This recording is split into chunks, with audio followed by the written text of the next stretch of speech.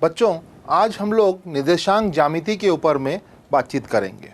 जैसा आप जानते हैं, निर्देशांक ज्यामिति आप लोगों ने कक्षा 10 में पढ़ना शुरू किया था। कक्षा 10 में आपने देखा था कि किस प्रकार से एक XY तल के ऊपर में बिंदुओं को प्रदर्शित किया जा सकता है।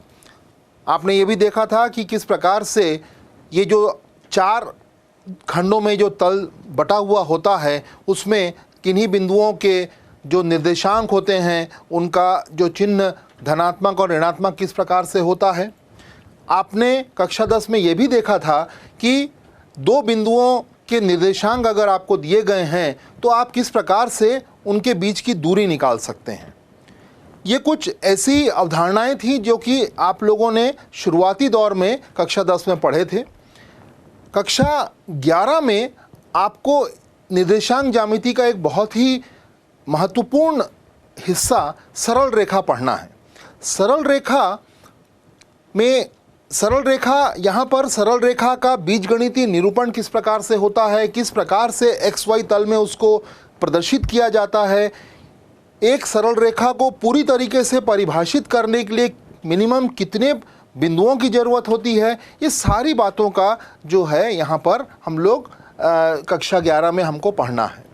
लेकिन उन सारी बातों को जानने से पहले सरल रेखा से संबंधित एक बहुत ही महत्वपूर्ण अवधारणा जो कि उसकी ढाल या उसकी प्रवणता से संबंधित होती है, उसको समझना बहुत ज़रूरी है।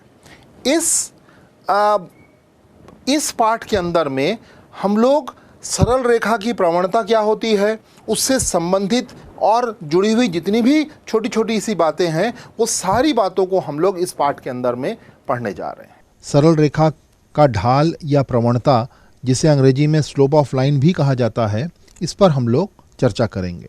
कक्षा 10वीं में आप निर्देशांक ज्यामिति के बारे में पढ़ना शुरू कर चुके हैं। उस कक्षा में पढ़ी गई कुछ अवधारणाओं का स्मरण आज प्रवणता को समझने से पहले हम करना चाहेंगे। आपने पढ़ा है XY तल में बिंदुओं का प्रदर्शन किस प्रकार किया जाता है। जैसा कि आप चित्र में भी देख रहे हैं, 2 बिंदु आपको दिए गए हैं, -5, 4 और 0, 5। इसको XY तल में किस प्रकार प्रदर्शित किया जाता है, ये आप चित्र में देख सकते हैं।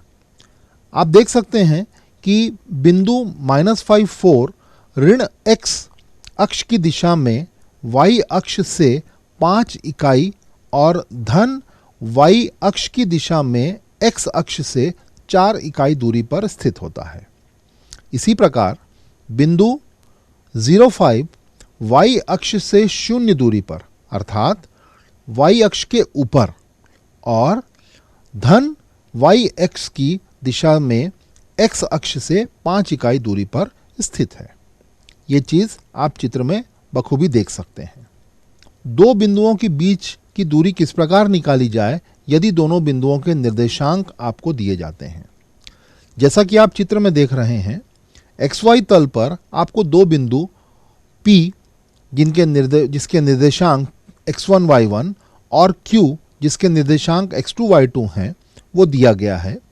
तो इनके बीच की दूरी PQ, इसे square root x2 minus x1 का वर्ग प्लस y2 माइनस y1 के वर्ग से प्रदर्शित किया जा सकता है। उदाहरण के लिए ऊपर में जो 2 बिंदु आपको दिए गए थे, -5, 4 और 0, 5, इनके बीच की दूरी अगर आपको निकालनी है तो ऊपर दिए सूत्र से अगर आप निकालते हैं तो इसका मान स्क्वायर रूट 26 इकाई होगा।